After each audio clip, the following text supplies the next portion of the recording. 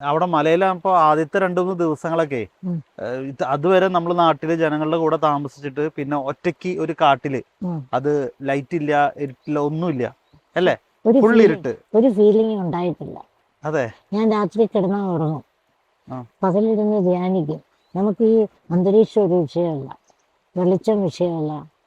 പിന്നെ അതെന്തോ വലിയൊരു ശക്തി. വെളിച്ചം രാത്രിയാകുമ്പോ കൂരിരുട്ടായിരിക്കുമല്ലോ, കാടിന്റെ മേളിൽ കൂരിരുട്ടും ഒന്നും കാണാൻ പറ്റില്ല. കാടിന്റെ മൂളിച്ച, മൃഗങ്ങളുടെ അലർച്ച, ഇതെല്ലാം അത് കേട്ടിട്ടാ മറ്റേ ആള് ഒരു ശബ്ദം വിളിച്ചത്. പേടിച്ചത് ധൈര്യമാണെന്ന് പറഞ്ഞ് വന്നതാ. വന്നതാണ്. പക്ഷെ പിറ്റേ ദിവസം കസേര പോലെ വെച്ചിട്ട് ഇറക്കി കൊണ്ടുപോയി. ഇറക്കി കൊണ്ടുപോണ്ടി വന്നു.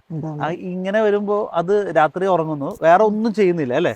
വേറെ പ്രവർത്തനങ്ങള്, പണി, വർക്ക്, ഭക്ഷണം ഒന്നും പാചകം ചെയ്യാനോ ഭക്ഷണം പാകം ചെയ്യുന്നില്ല, വെള്ളം പാത്രങ്ങളൊന്നും ഇല്ല. ചൂടാക്കുന്നില്ല, ചൂടുവെള്ളം ഉണ്ടാക്കുന്നില്ല, ഒന്നും യാതൊന്നും. കുടിവെള്ളമൊക്കെ അവിടെ അടുത്തുനിന്ന് കുടിവെള്ളം ഓലിന്ന് വരുന്ന വെള്ളമുണ്ട്.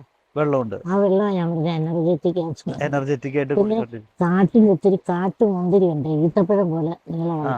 അത് പഴുത്തു കഴിഞ്ഞാൽ മധുരം ഉണ്ട്, അതുണ്ട്. പിന്നെ ചൂട്ടപ്പഴം, ഈ കോംപ്ലക്സ് പോലെ മഞ്ഞ നിറത്തില് പഴം, അത് പറിച്ച് തിന്നാം. അത് പറിച്ചത്.